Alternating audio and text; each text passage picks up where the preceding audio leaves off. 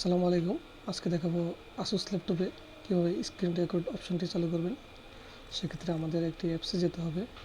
আমরা এই যে অ্যাপসগুলোর ভিতরে থেকে বিএলসি মিডিয়া নামক অ্যাপসটিতে ক্লিক করলাম।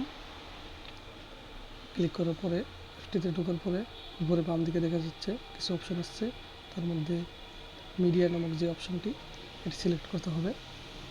সিলেক্ট করার পরে আরও কিছু অপশন আসছে।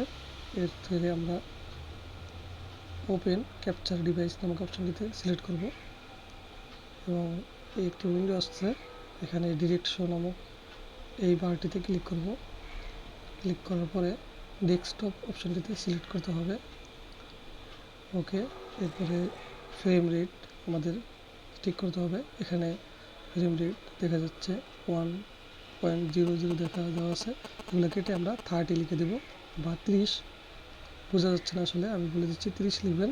30 লেখার পরে নিচে প্লে নামক একটি অপশনের পাশে একটি অ্যারো চিহ্ন আছে নিচ দিকে, সেটাতে ক্লিক করবেন। তারপরে কনভার্ট নামক অপশনটি সেটাতে সিলেক্ট করবেন।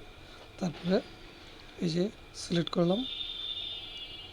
সিলেক্ট করার পরে এই একটি উইন্ডোতে নতুন একটি উইন্ডোতে চলে আসবে। এখানে আপনার দেখা যাচ্ছে এই যে এই অপশনটিতে ক্লিক করবেন। এখানে প্রথমেই আপনাকে প্রোফাইল নেম দিতে হবে। আমি এই যে এখানে প্রোফাইল নেম দিবেন।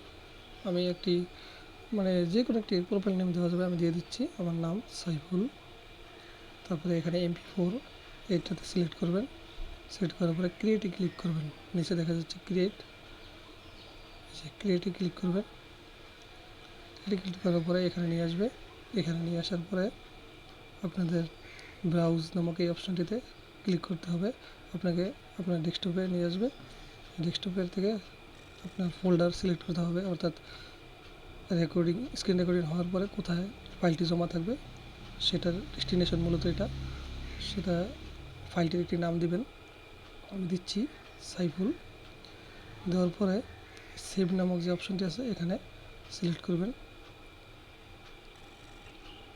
এখানে সিলেক্ট করার পরে রেডি। এখন আমরা স্টার্ট প্রেস করলেই বা স্টার্ট ক্লিক করলেই রেকর্ডিং অন হয়ে যাবে। এই যে রেকর্ডিং হওয়া শুরু হয়েছে, দেখতে পাচ্ছেন নিচের বাম পাশে কাউন্টডাউন হচ্ছে।